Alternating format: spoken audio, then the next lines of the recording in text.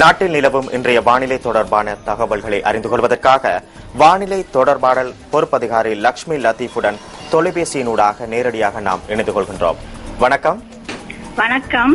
இன்றைய வானிலையை பொறுத்தவரையில் வடக்கு, வடமத்திய, கிழக்கு, தென் மாகாணங்களில் இடைக்கிடை மழை அல்லது இடியுடன் கூடிய மழை பெய்வதுடன் நாட்டின் ஏனைய பகுதிகளிலும் பிற்பகல் இரவு வேளைகளில் இடியுடன் கூடிய மழை விருத்தி அடையும்.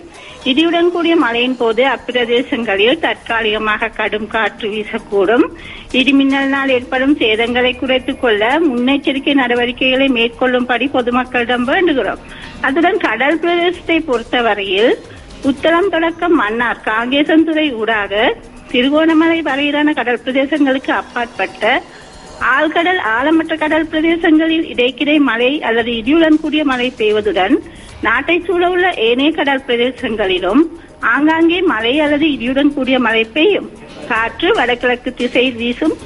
வேகம் மணிக்கு 20 தொடக்கம் 40 கிலோமீட்டர் வரையும் காணப்படும். மேலும் இடியுடன் கூடிய மழையின் போதும் கடல் பிரதேசங்களில் தற்காலிகமாக கடும் காற்று வீசக்கூடும்.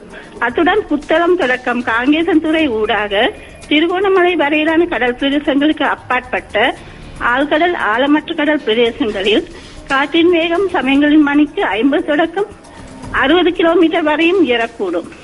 எனவே கடல் பிரதேசங்கள் இடைக்கிடை கொந்தளிப்பாக காணப்படும். நேற்று காலை 8:30 மணி தொடக்கம் இன்று காலை 5:30 மணி முடியுடன் யாழ்ப்பாணத்தில் 89.3 மில்லிமீட்டர் மழை வீழ்ச்சி பதிவாகியுள்ளது. வணக்கம்.